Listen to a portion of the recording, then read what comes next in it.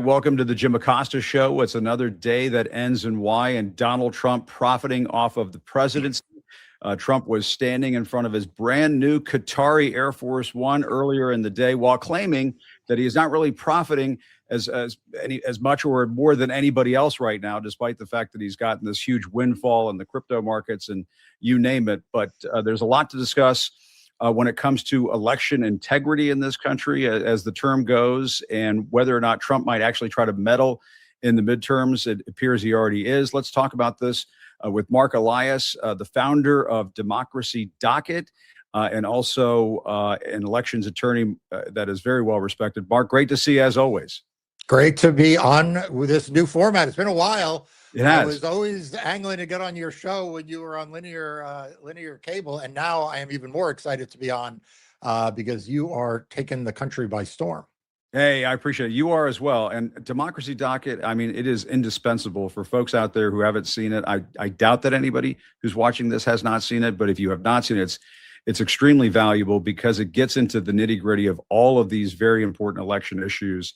And, you know, I almost self-edited myself as I was speaking there to, start the show, Marc, because, the term election integrity is thrown around by the conservatives and people in MAGA quite a bit as if there's something wrong with the elections. But to some extent, there is something wrong with their elections because they're the ones who are trying to steal them in many cases, and including Donald Trump. And, the thing that there are lots of things we should talk about, but there are some really important Supreme Court decisions this week on mail-in voting. That was preserved by and large by the Supreme Court, but they did open the floodgates to more money sloshing around in our campaign finance system. What's been your overall take, Marc, on where things stand at the end of this Supreme Court term? Look, this was a hard term. I mean, I'll be honest with you. The cases that we thought we should win, we largely won, but by narrower margins. What do I mean by that? The birthright citizenship case, last case of the term. We all thought this was a 9-0, maybe a 7-2. It turns out it was really 6-3 or 5-4 on the constitutional issue. And, this is a claim that when Donald Trump proposed this EO back on his first day and it went to court, you had federal judges telling the Department of Justice lawyers they were making frivolous arguments. In the cases you mentioned, the mail-in voting case that I'm proud to have helped win, the Republican National Committee sued to say that states that count ballots postmarked by Election Day but are received in the day or so afterwards, that those ballots should have to be thrown in the trash. And this, again, kind of a frivolous argument based in their theory on the fact that Election Day is the Tuesday following the first Monday of November. We won 5-4. But, again, closer than it should have been. Obviously, the Slaughter case, which gives Donald Trump almost unfettered discretion over hiring and firing in the executive branch. And, of course, the Calais case going back before that, gutting the Voting Rights Act. So, look, I am glad the term is over. I am glad that we have a little bit of break from the daily grind of seeing and waiting to see what the Supreme Court does. But the fight for free and fair elections are only just beginning. We are 4 months from the midterm elections. Yeah, and let's dive into some of this stuff. I mean, this is how the folks at NBC described it. The Supreme Court on Tuesday struck down longtime campaign finance rules that place limits on how much a national political party committee can spend in coordination with individual candidates. The ruling was authored by conservative Justice Brett Kavanaugh. It was a 6-3. I guess it's along the lines of this. But Trump was crowing about it. The Supreme Court just took restrictions off political spending. A big win for Republicans. Why was Trump so happy, do you think? Yeah, Trump is happy because the campaign finance laws, since they were first enacted in the mid 1970s, contained a limit on the amount of money that political parties could spend in full coordination with their candidates. Now, the parties got more rights than anyone else, right? They had a much bigger limit than you or me or any other individual or PAC or anything. But there were limits. And the Republican Party tried to strike those limits down in the 1990s and they failed. They tried again in the U.S. Supreme Court in 2001 and they lost. And the Republican Party came back again. And look, Jim, the only thing that has changed between 2001 and today is the composition of the Supreme Court. Like there's no getting around the fact that the Supreme Court just said, We now have the votes to do the thing that we want to do, which is widely viewed by political pundits to benefit Republicans in the midterm elections because their candidates don't raise as much money, but the political parties on their side do. This is largely seen as a gift to the Republican Party. And, look, I mean, we hope that the Constitution means the same thing in 2026 as it does in 2001, as it did in 1996, as it did in 1987, as it did in 1976. But in this case, apparently not. Right. I mean, that's the thing that, I keep coming back to, and it speaks to what happened in the birthright citizenship case, and even in Dobbs and abortion, which is, the Supreme Court justices, when they testified, at their confirmation hearings, they said that they had some respect for settled law. That's obviously not the case. They want to create law in a whole host of areas like abortion and citizenship, and I guess elections as well. But Marc, part of the this campaign finance decision, it really falls in line with what the Supreme Court has been saying in other cases like Citizens United, which is that money is speech. And I've never understood that argument, because obviously people who have more money then would have more speech. But I guess I don't understand how does this continue to be? It sounds more like a talking point than legal theory to me. Look, I think we need to zoom out a little bit here. Yeah. The last time the Supreme Court upheld a significant federal campaign finance law was 2005. Okay.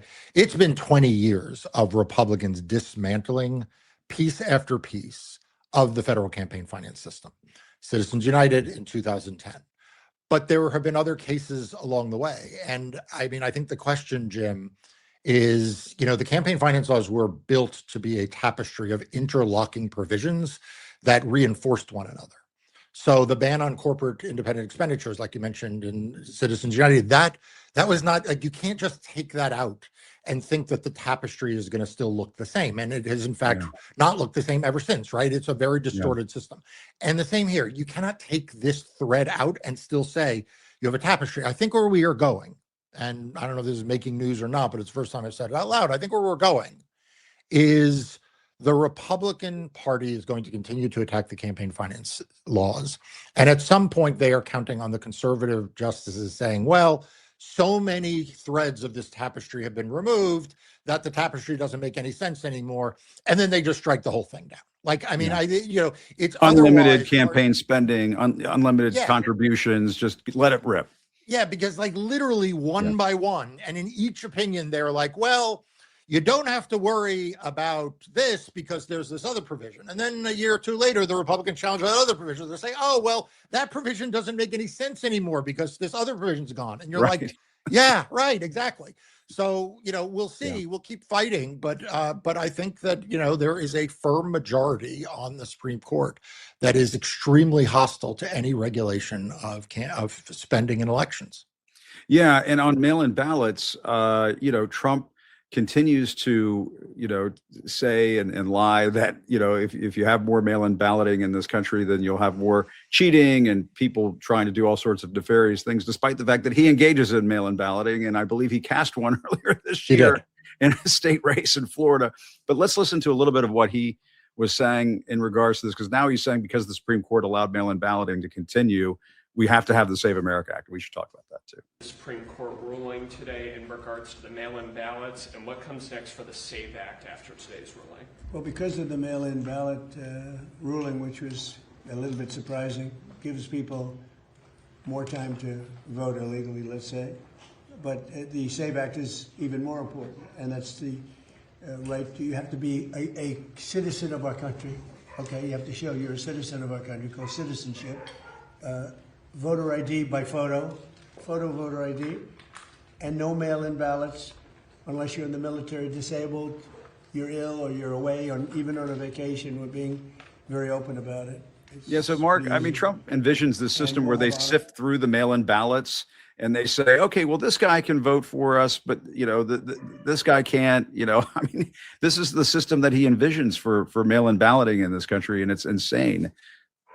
Yeah, I mean, look, Donald Trump doesn't care about policy. Donald Trump doesn't care whether your prices go up or they go down. He doesn't really care even all that much about things that he claims to care a lot about. What he cares about is power. And that's Yeah. the reason why election denialism is so central to his movement. It is the one thing that he keeps coming back to and he insists everyone else buy into. And that's because he knows he's not going to win the midterms. Republicans are not going to run the midterms on popular policies. Instead, Donald Trump figures that none of that will matter if he is able to decide who gets to cast a ballot, who doesn't, whose vote counts and whose doesn't. And finally, Jim, whose election gets certified and whose doesn't. Right? Yes. He wants to make it harder for people to vote and easier for him to cheat. And that is what this is all about. It has always been what it's about with Donald Trump. It is why he claimed fraud in 2017 after he won an election. It is why he claimed fraud in 2020 when he lost an election. It is why those fraud claims then went to court. And after he lost in court, Jim, he instigated a violent insurrection in the nation's capital. And that is the Donald Trump who is now in the Oval Office worried that he's going to lose control of Congress. Yes, and there's no question about it. And election denialism, runs through all of this. And there's a reward system, it seems, for election denialism. He finally cowed and pressured and harangued the governor of Colorado, Jared Polis, into springing Tina Peters from prison. And here she is in the Oval Office. I'm sure you saw this, Mark, where she got a picture with Donald Trump in the Oval Office. Apparently, one of the reasons that Governor Polis said that she was allowed to have her sentence commuted, I believe, was that she was showing some contrition. And it doesn't look like it to me. No, she has shown no contrition. In fact, she has since being asked about whether she shows contrition, made clear that she doesn't show contrition. And I have no earthly idea, I mean, none, why the Democratic governor of Colorado did what he did.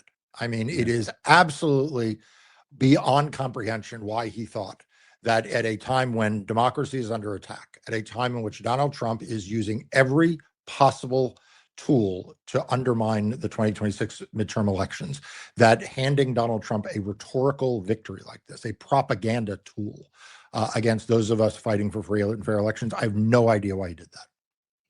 Yeah, and I assume it's just because Trump kept pinching him and cajoling him and threatening, I guess, state projects and so on. But the stakes are so much bigger than that if you let people off the hook for doing what Tina Peters did. Yeah, but look, this is the thing. I mean, Jim, I'm honored to talk to you about this. Yeah. Because here's the thing. We live in a time in which people are faced with a choice. They can either stand up and do what is right in the face of Donald Trump and all of his cronies and supporters and backers, or they can bow down. And you had the courage to leave CNN because CNN was bowing down. I mean, I said this at the time that you left. Like, everybody is like, oh, the Ellisons are now taking over and CNN is now going to bow down because of Barry Weiss. They already bowed down. I mean, they bowed down when Jeffrey Zucker left and David Zaslav came and made clear that he didn't want people like you to be as prominently in the news because it was pissing off people like Donald Trump.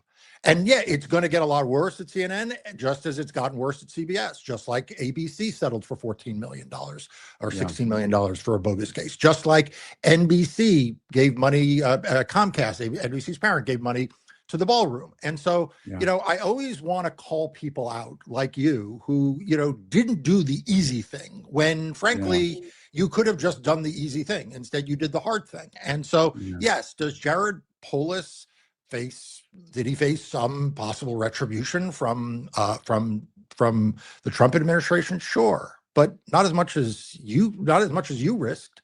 I mean, I'm glad you're more popular now than ever before. You have a bigger audience now than ever before. So it worked out for you, but it wasn't clear it was going to be that way.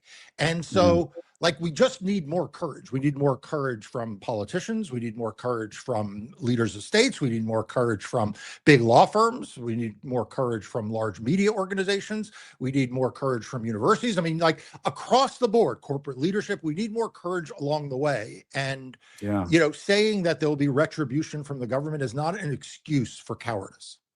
No, I agree with you 100%. And I appreciate that. It's very kind of you to say. And, to me, I just had no choice. I wouldn't have been able to live with myself if I had stuck around and just taken the abuse. and taking some shitty midnight shift because Donald Trump didn't want to see me on TV in the morning. You know what I mean? Like, that's just not, I'm just not wired that way. It would have driven me nuts.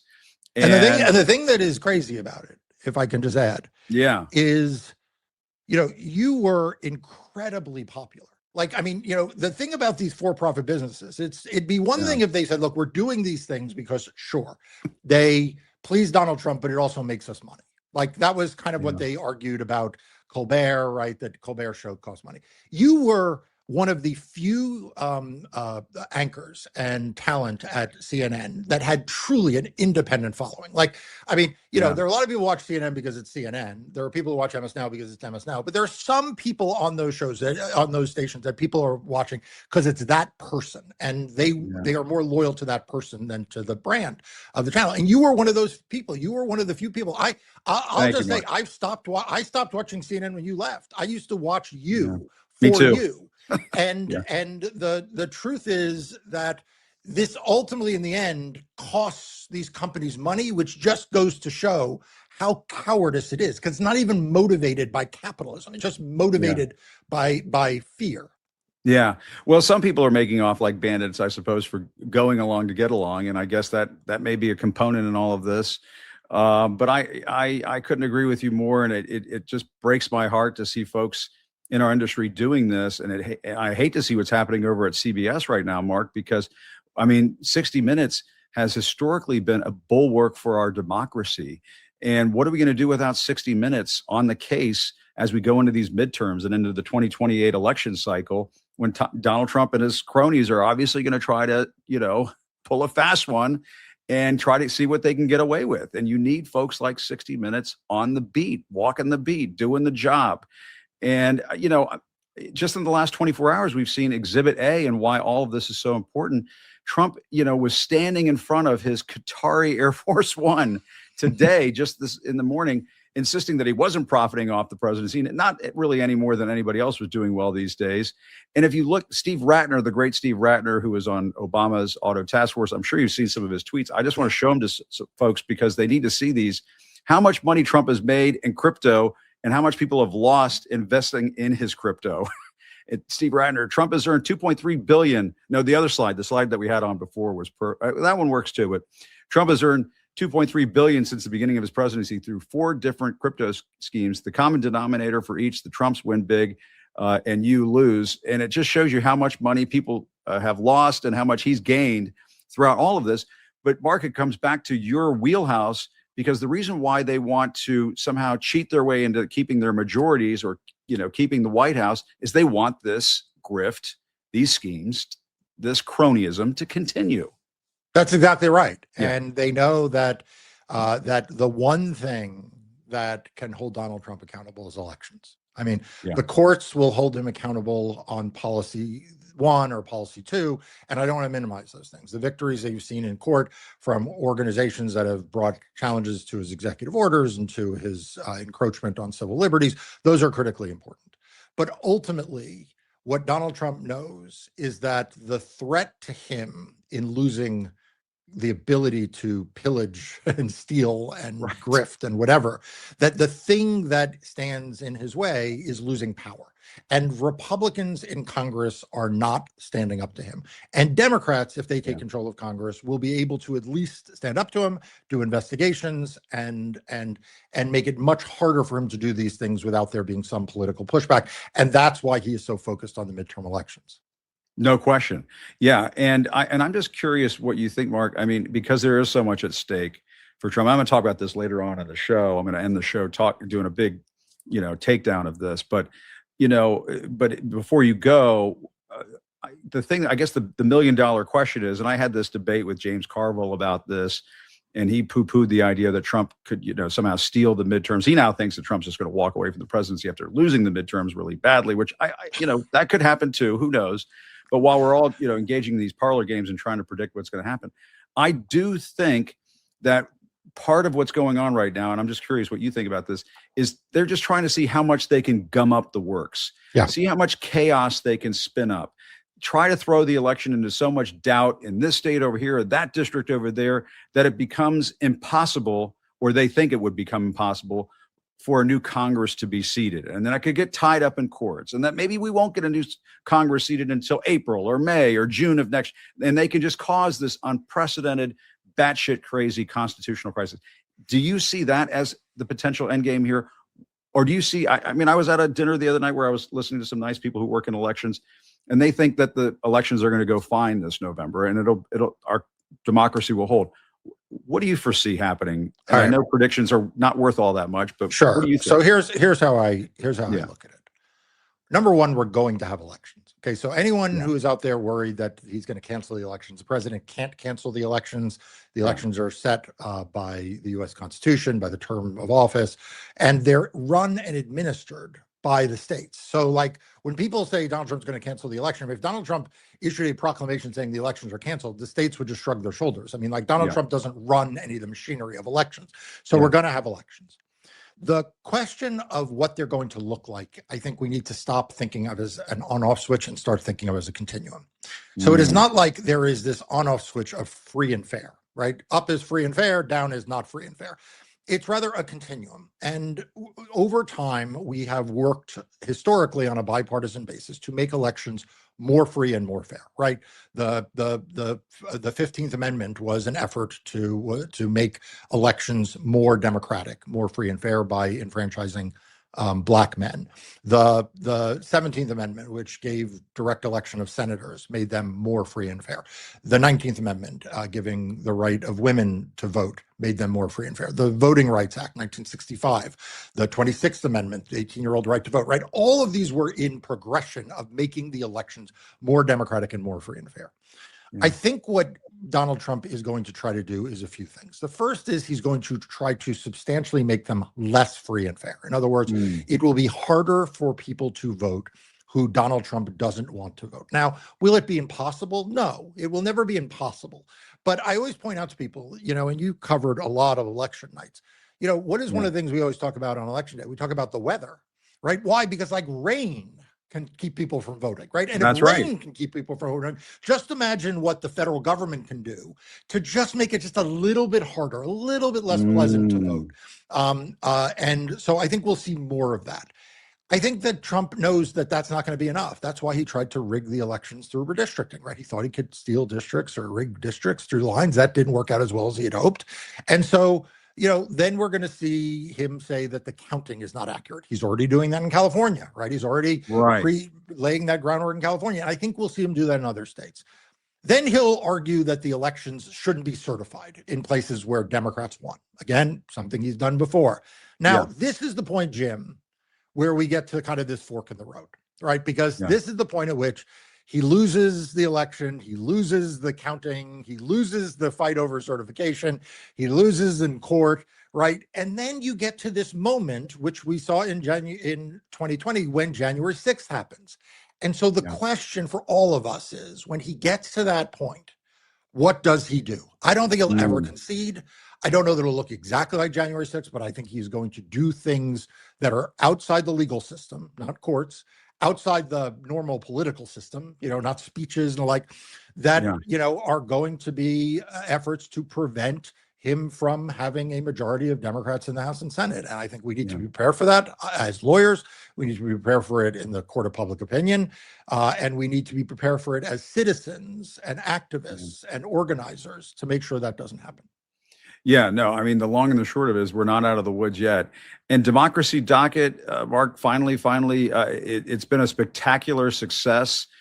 How gratified are you to have this little democracy, not even little anymore, growing democracy newsroom, very pro-democracy newsroom? So Democracy Docket I started in 2020 because I saw a niche need for a pro-democracy news outlet that focused on voting and elections in court. Kind of like I used to say, Jim, you'll appreciate this. I used to say, when I was a kid, I remember when CNN was announced. My family at the time actually didn't have cable, but I remember when it was announced, and I was like, who's ever going to watch news, like all that much news, right? Like, I already get the news I need. It's like, an hour of local and national news between 6 and 7 p.m. Then you had CNN, which was 24 hours a day, and all of a sudden there was ESPN. And I was like, wait a second, there's going to be 24 hours of sports? What the hell are they going to watch? Now you've got the Golf Channel, you've got Major League Baseball, individual That's teams have right. channels. And so I saw this need in 2020 for a news outlet that just focused on what's happening to voting and elections in court and democracy issues. It has grown beyond my wildest expectations. It now has more than 30 employees. The newsroom is 17 people strong. We have 450,000 subscribers. We put Amazing. out a nightly newsletter summarizing the what's happened in the day, and I'm really gratified because I think that too many, and I still have my day job as a lawyer, but I think too many lawyers think that their briefs will do the talking, and if that's the case, not many people are listening. So this is my way of trying to give back and help amplify what's going on. Well, Marc, I don't know what we would do without you, honestly. I mean, the work that you've done on behalf of this democracy, you're going to get that Presidential Medal of Freedom one of these days, I think, because we need this. We need folks on the front lines, but more than anything, we need information. And I think the way you guys, report this stuff, package it, put it in a way that's digestible to people, it's invaluable. So people need to check out Democracy Docket. And whenever Marc's on MS, now I put down everything and click on the unmute button so I can listen to what Marc has to say. Marc, really appreciate you coming on, all of the things that you do. It means a lot to me. And thanks for the kind words earlier as well. No, thanks for having me on. I look forward to having you on my podcast and being back with you. We'll do it again. Thanks, Marc. Appreciate it. Thanks. Guys, with so much in the news these days, it's hard to figure out where to turn. Take, for example, all of Trump's vanity projects, the reflecting pool, and so on. You go to Fox News, you're going to hear about it in a certain way, obviously. And if you go to a place like The Guardian, they'll report it a certain way. That's why I'm using this new news site called Ground News more and more every day. Not only do they tell you maybe the direction that a particular news outlet is coming from, they will tell you the ownership of that news outlet. They will also offer factuality ratings on some of the stories that you're looking at. So you want to check this out. It's called Ground News. And if you go to groundnews.com/Acosta right now, you will get 40% off the unlimited access Vantage plan and unlock worldwide perspectives on the stories that are shaping our world. It's called Ground News. You want to check it out. It's something I'm using more and more every day. And also one last comment on Marc Elias. I really appreciate him coming on and just really thank him for the kind words. He's a great guy. And what would we do without him as a country? Making sure that our elections are clean and fair and that there's no cheating going on by some nefarious individuals that we talked about during that segment. And, one of the things that, we should get into here is, yes, we're going to talk about the big stuff that Trump is doing, the big threats to our democracy, the big stories like, the Qatari 747, the way he has made, gazillions of dollars in crypto and everything else. I'm going to talk about that a little bit later on in the show as we end the show. But there are also the smaller policy changes. There are the stories that may fall through the cracks in our awareness, because there's just so much. It's like sipping through a fire hose. There's so much coming at us each and every day.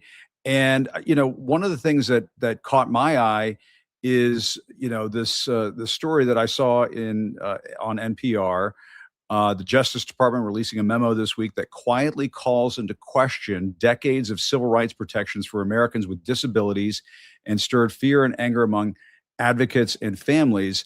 The memo, an opinion from the Office of Legal Counsel, argues that states do not have to provide in-home or community-based care to people with disabilities who need support. These services allow many disabled Americans to continue to live, work, and learn at home and in their own communities. And it's one of those smaller stories, but it's so vitally important to people who have family members who are living with disabilities. Let's talk about this further with Nick Paro. He is great guy that I got turned on to by our friend Ellie Leonard. And he has the podcast, Sick of This Shit Publications podcast. Nick, if I'm screwing any of that up, you can correct me. And I see you wearing absolutely right. I see you wearing a State of the Swamp t-shirt there. Were you at the State of the Swamp, Miles's big event that he had? I was not, but my organization helped do one of the founding pledges for it. Wonderful. And thanks to all our contributors on the Banner and Backbone side, which is my other publication, for their support in helping put that together so we could be a part of it. Yeah. And I love the name Sick of This Shit. It does sort of sum everything up. It's a lot more colorful than my show name, but that's the way it goes. But Nick, you and I were sort of chatting offline about this, and let's chat on the show here.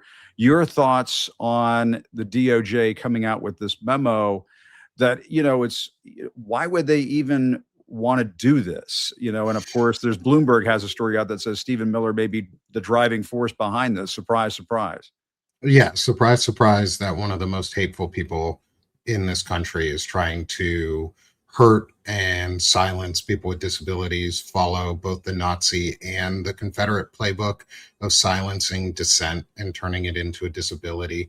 Thank you for adding that link for us too. This is the webpage that we put together. So I'm Nick Paro. I'm a disabled veteran. I'm working in conjunction and in partnership with Naida Green and the Disability Community for Democracy to put this together, where we are asking folks to support the effort to call, email, and fax your representatives and senators, and do it repeatedly and over, because the DOJ is coming through Stephen Miller, and the DOJ are coming after not only our rights, but also others' rights, because this fits into a pattern of criminalizing dissent, criminalizing homelessness, criminalizing substance abuse, and the idea of disappearing those who are your political rivals. And so this fits in with a long playbook of what has happened in the past,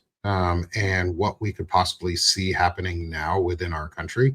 And all we're asking is for folks to call daily if they can, to email daily, and make it known that you disagree with disability rights being taken away. Because this is more than just the medical side of the disability community. There's a Texas Section 504 lawsuit going on attacking 504 plans for students who don't quite meet the special education requirements but need assistance in the classrooms. My kids would be affected by this. My kids are on either a 504 or IEP. I don't live in Texas, but this would impact us very quickly in Arkansas. And so this is an attack on a lot of our rights, not just adults, but also our kids. Yeah. And the other part of this Bloomberg story that I want to call attention to about Stephen Miller, it says that Stephen Miller was the driving force behind the DOJ's recent memo authorizing states to institutionalize people with disabilities rather than fund community-based care. This is according to people briefed on the situation. Miller was apparently frustrated that the Department's Civil Rights Division was still reaching settlements compelling states to transfer those experiencing mental illness out of institutions. This is according to individuals who spoke with Bloomberg. They spoke anonymously out of fear of retaliation. That's a big component of this too, because we do have this history in this country of institutionalizing people who don't need to be institutionalized. Yeah. And it is a painful chapter for many, many families in this country. Yes. And that's a really good point. And thank you for talking about that, Jim. And this is going to impact minority communities the hardest. This has historically impacted Black communities and Hispanic communities harder than most. And the history of the US and institutionalizing people is really sad and really bad. Yeah. And thank you, Ellie, in the chat with the tribal groups.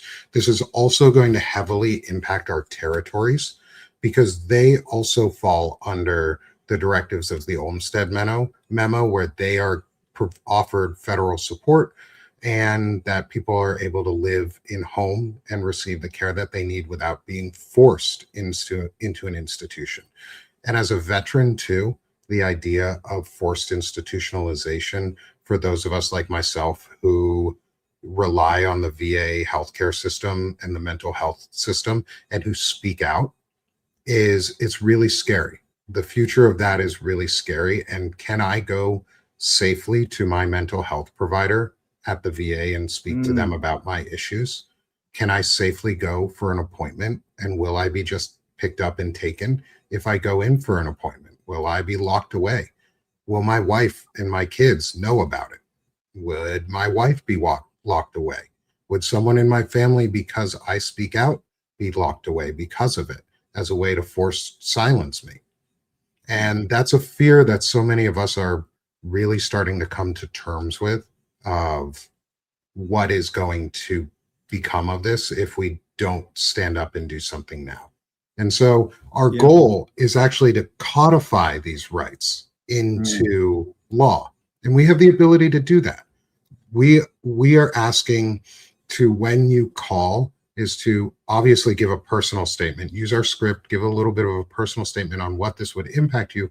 But the real ask in all of this is to demand your representatives and your senators codify the Olmstead decision into the ADA, into the Americans with Disabilities Act, not a new law. Codify it into what we already have. Olmstead already lays it all out. And it would be, according to former Senator John Tester, it would take like 15 seconds for a staffer to do this, to put it into law and allow them to put it on the floor for a vote. And so we want to demand that they do that. Yeah. And that I think you may have just answered my question, but maybe you can expand on it. And that is, I grew up in the era when the Americans with Disabilities Act was passed. I believe that was under George H.W. Bush, and it was a historic piece of legislation, and people don't realize how big of a deal it was. I mean, it was, if I'm not mistaken, it was the law that mandated with sidewalks, you had to have ramps on sidewalks. You had to provide access to people with disabilities in this country, because up until that point, people were just sort of on their own. And so so what you're talking about, this is not part of that law. It needs to be added to that law. Correct. Okay. Yeah. And you're right. Is George H.W. Bush signed it into law in 1990. The year that I was born, it is as old as I am. Wow. And so I never had to deal with segregation or discrimination in the way that others before me did. And this impacts, like I said, this impacts schools really, is going to impact schools really hard in the special education departments in schools. And this is going to unlock the ability to resegregate students because they're disabled, put them into their own school, keep them isolated from everyone else. The Section 504 and the IEP programs allow our children to be in the classroom with other kids, to be in the classroom as much as possible with other kids and get the care that they need, so they aren't put somewhere else or treated like a burden, or told they're a burden, or told that they're a waste. And I don't want to go back to that. I don't want my children, I don't want me to be segregated. And yeah, you hit a really big point there, is accessibility. The ADA caused accessibility and equity to be mandated as a civil right. Yeah, that's exactly right. We're taking that away, and accessibility and equity is for everyone. That's right. Yeah, we're all human beings. We all have rights as Americans, and we're supposed to progress as a society, not roll back rights and protections. But that's been the MO of the Trump administration and people like Stephen Miller. But you mentioned, Nick, that you are a veteran with living with disability. But I thought that the Trump people said they're all about the veterans, and I see the Veterans for Trump T-shirts at the MAGA rallies and so on. Maybe not so much. So there's a lot that goes into that. There's a lot that goes into why veterans have more predominantly gone towards Republican voting or the MAGA movement, is because they were captured after. It's a capture cycle of when veterans leave the service, they feel alone and isolated, and often they don't have a mission or camaraderie anymore. And these far right groups suck them in, and they bring them in, and over time, they either expand on their existing misogyny or prejudices or biases, or they provide them new scapegoats that help give them a mission and give them purpose. And so they become figureheads. But no, the Republicans hate veterans. The Republican Party right now, I will not say in the past that all Republicans have hated veterans. I think the all stuff is crap. But nowadays, the Republican Party hates veterans. They use us as props. They use us as tools. They undercut the VA funding and services to say that, oh, look, socialized healthcare doesn't work, or the VA doesn't work, or we need to privatize this. It's all a lie. Yeah. And when they did the executive order on criminalizing homelessness, a large population of the homeless community are veterans.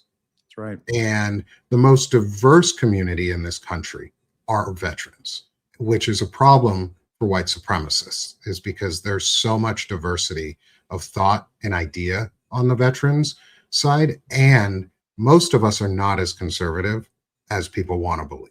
Yeah. There's so many of us who are very progressive or very open-minded and willing and wanting to protect, conserve, and progress our rights. Yeah, exactly. And I think if Democrats were smart, they would try to make some major inroads with the veterans community, because, Donald Trump is the one who talks about people who serve in the military as suckers and losers. And he doesn't want to go to a cemetery in France because his hair might get wet. I mean, that's who we're talking about here. So, but, getting back to the heart of the issue here, I'm so glad that you raised this. I'm so glad that you and Ellie reached out.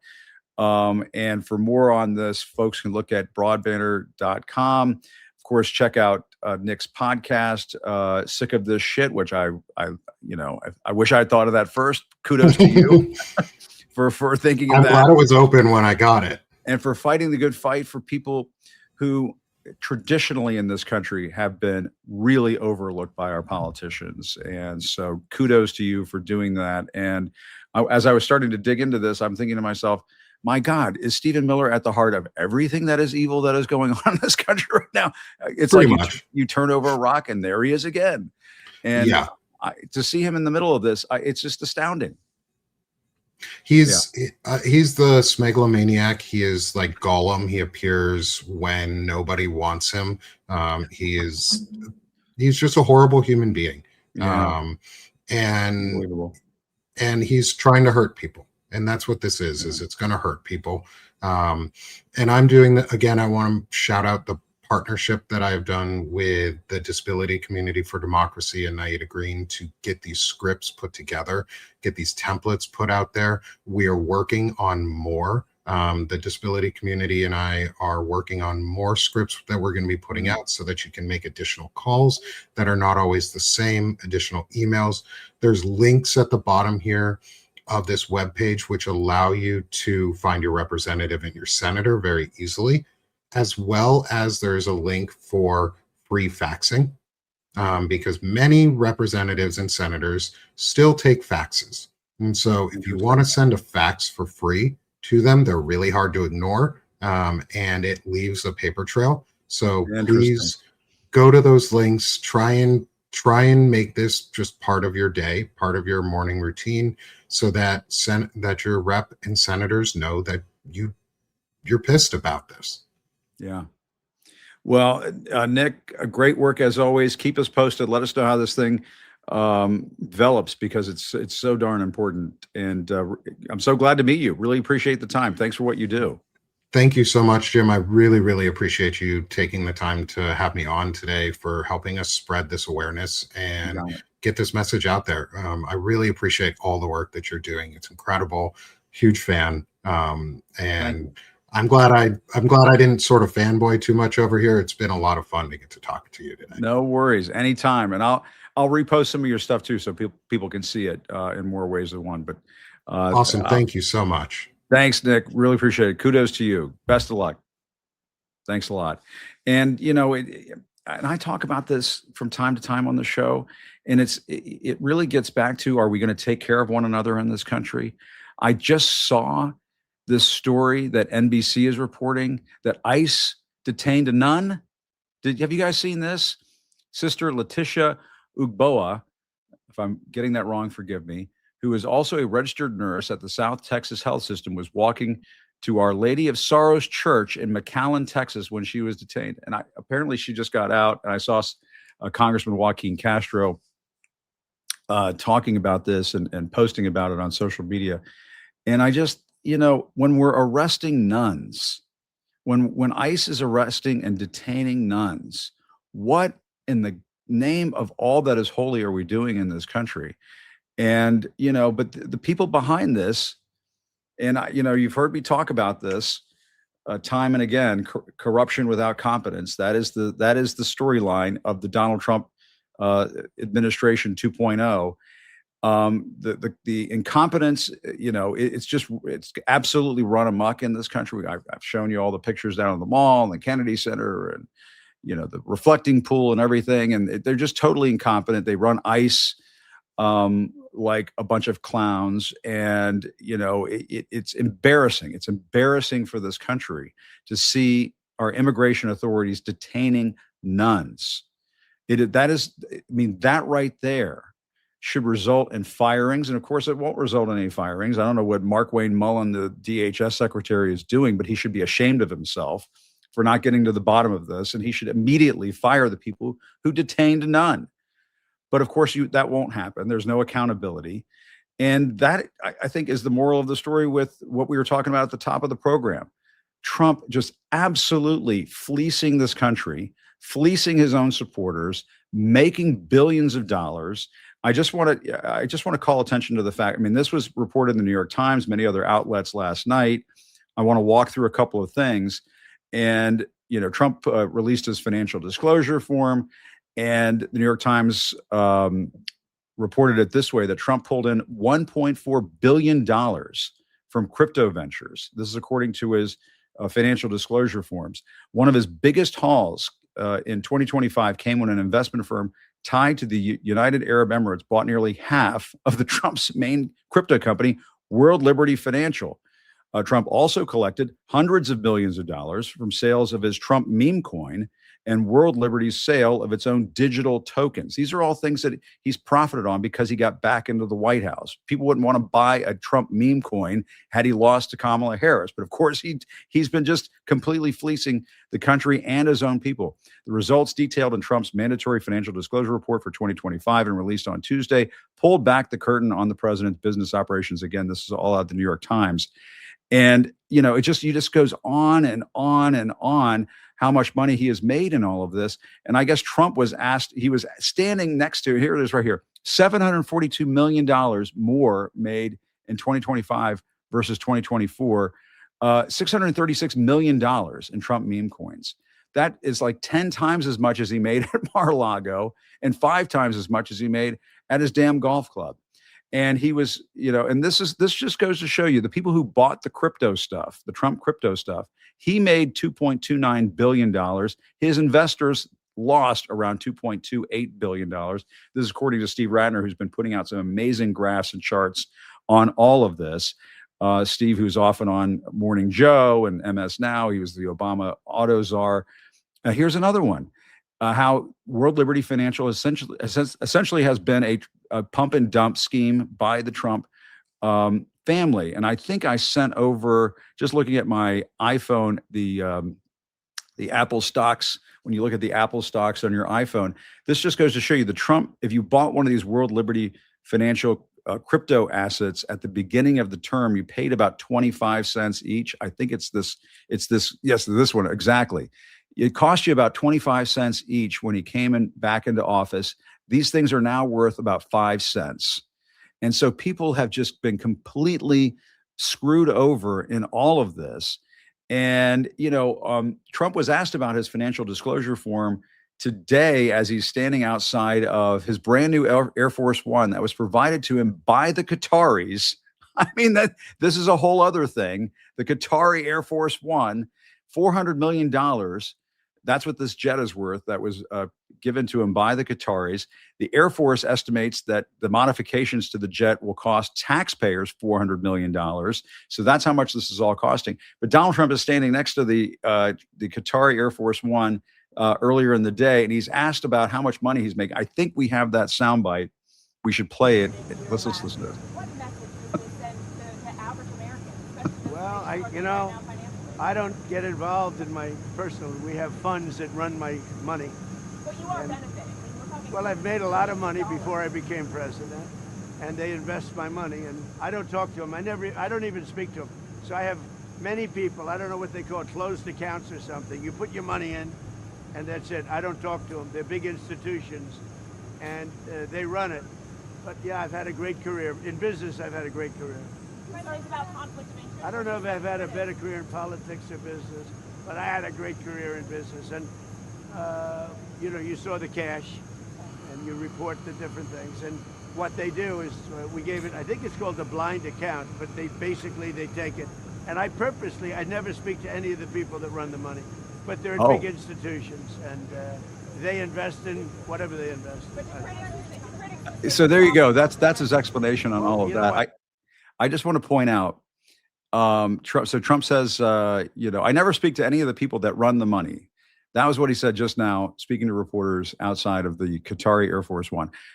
This is, again, New York Times. However, the New York Times recently reported that he meets with his financial advisors once a year for an update on the accounts. Regardless, the stock market's movements do not explain the bulk of his financial haul in 2025, including the UAE investment at World Liberty Financial or the licensing deals. So he does meet with his financial advisors once a year. This is according to the New York Times. And so when he says there, I don't know anything, I don't know, they just do this stuff without me knowing about it, that's bullshit. That's not true, according to the New York Times. We don't know about World Liberty Financial and the UAE's stake in it. They bought a 49% stake in World Liberty Financial. Now, a lot of this stuff is confusing and it's difficult to understand. And I get it. You know, your mind starts to get a little hazy when all these numbers are being thrown at you. But also included in Donald Trump's personal financial disclosure form that was released to the public. And again, it doesn't show everything. And I know I haven't mentioned all of the various things that he's done and his son's, the Kazakhstan thing and all of that. But the disclosure form, this according to New York Times, captured several other legal wins for Trump, including payouts he collected from media and technology giants like ABC, Paramount, and Meta. ABC settled a defamation lawsuit, while Paramount agreed to pay him over the editing over an interview on the CBS News program 60 Minutes. Meta settled a lawsuit he filed over the suspension of his Facebook and Instagram accounts after the January 6th riot at the Capitol. So he is, so in his financial disclosure form, ladies and gentlemen, he includes the money that was paid to him by CBS, ABC, and Meta. And I don't know, maybe it's just me. Maybe I just have things that get stuck in my brain for too long. But remember when it was reported at the time that, that money is going to go to his presidential library. That money, it's not just going into his, well, he put it on his financial disclosure form, folks. And the other thing we have to remember is that goddamn Qatari Air Force One. I don't know if we have any pictures of it. I thought maybe I sent some pictures over, but I sent the guys so many things today. I can't get upset about it. But again, the plan right now is for the plane to be used as the new Air Force One until shortly before Trump leaves office, at which time ownership of the plane will be transferred to the Donald J. Trump Presidential Library Foundation. Sources familiar with the proposed arrangement have told ABC News. So we put in $400 million to retrofit the Qatari Air Force One, probably because you can't just take a plane from the Qataris and assume that everything's hunky-dory and that they haven't put a bunch of bugs in there to spy on the president of the United States. And the taxpayers are now footing the bill for $400 million in improvements to Air Force One so Donald Trump can keep it in a couple of years when he leaves office. I bring all of this up, not for all of us to sink into this depression over this, but I'm writing a Substack on this. I'm going to put this out, I think, tomorrow. But it seems to me that we need to think about it this way. This outlandish and astronomical corruption that Donald Trump is pulling over with the American people, just siphoning money out of people's pockets. Think about how much money people are paying for gas these days, how much more they paid in gas this year because of the war in Iran. And so just think about all the ways that you've gotten hit by Donald Trump in the pocketbook, in the wallet, in the bank account this year. I mean, look at the people who got suckered into buying his meme coins, and now they're almost worthless. Think about how much money they sank in the beginning, and now they're worth 5 cents. It's totally ridiculous. But let me just put this thought in your ears before I go on this day. Let this be fuel. Let this be fuel, ladies and gentlemen, for our next 1776 moment in this country. Donald Trump is acting like a king. He is cashing in like a king. He is acting like the royal family of the United States of America. What belongs to America, he thinks belongs to him. The money that he thinks he can make off of being president of the United States belongs to him. That we used to have rules in this country. The fact that he can take a jet from the Qataris and put that in his presidential life, you don't think he's going to fly around in that fucking thing after he leaves office? You think he's going to park that fucking thing at the presidential library as soon as he leaves office? You think that's what's going to go down? I guarantee you he's going to be flying that thing around all over the place until the day he leaves the scene in this country.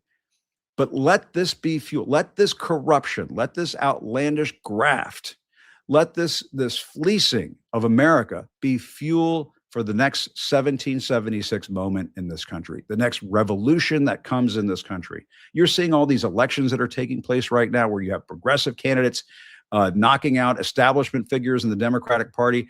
Senator Michael Bennet, running for governor of Colorado, lost his primary to the attorney general because he was perceived as the biggest fighter when it comes to Donald Trump. These things are starting to take place all around this country right now. Yes, there are a couple of goofballs who are getting elected and winning their primaries here and there, but the vast majority of these races, a lot of these races are being won by people who are taking the fight to Donald Trump. That is a barometer, ladies and gentlemen, that folks in this country are getting so hopping mad, so pissed off that they're ready to take the fight to Donald Trump. And so let him continue to be this crook. Let him continue to be this corrupt con man who somehow lucked into winning the presidency a second time around. But let it be fuel for the fire that is burning inside all of us, that we're just not going to tolerate this country being turned over to the oligarchs and the cronies and the corrupt people who bend the knee to Donald Trump. That's not what this country is going to become. And so that's the way I'm looking at this. I'm going to be writing about this a whole lot more over the next couple of days, and I'll share it with you when that comes out. But make no mistake, Donald Trump is doing well right now. He is taking this country to the cleaners, but paybacks are hell, ladies and gentlemen. Democracy paybacks are hell. And I think it's going to be hell for him come this fall in the midterms when people take this all together and say that they have had it up to here with Donald Trump's corruption and fleecing of this country, profiting off of the presidency in such a grotesque way. I think people have had it up to here with all of that. But in the meantime, I want to thank Marc Elias for joining me today, being on the case when it comes to protecting and preserving our democracy. Check out his democracy docket. And also thanks to Nick Paro for minding the store when it comes to the smaller things that we may overlook, the way our people with disabilities are being treated in this country, and that somebody like Stephen Miller would try to, in an underhanded way, pull away the kind of care that we provide to people with disabilities in this country. Shame on Stephen Miller. Shame on you for trying to do that. And so my thanks to Nick for keeping an eye on that as well. And thanks to all of you for supporting this program each and every day. Still reporting from Washington, I'm Jim Acosta. I'll see you next time. Guys, with so much in the news these days, it's hard to figure out where to turn. Take, for example, all of Trump's vanity projects, the reflecting pool, and so on. You go to Fox News, you're going to hear about it in a certain way, obviously. And if you go to a place like The Guardian, they'll report it a certain way. That's why I'm using this new news site called Ground News more and more every day. Not only do they tell you maybe the direction that a particular news outlet is coming from, they will tell you the ownership of that news outlet. They will also offer factuality ratings on some of the stories that you're looking at. So you want to check this out. It's called Ground News. And if you go to groundnews.com/Acosta right now, you will get 40% off the unlimited access Vantage plan and unlock worldwide perspectives on the stories that are shaping our world. It's called Ground News. You want to check it out. It's something I'm using more and more every day.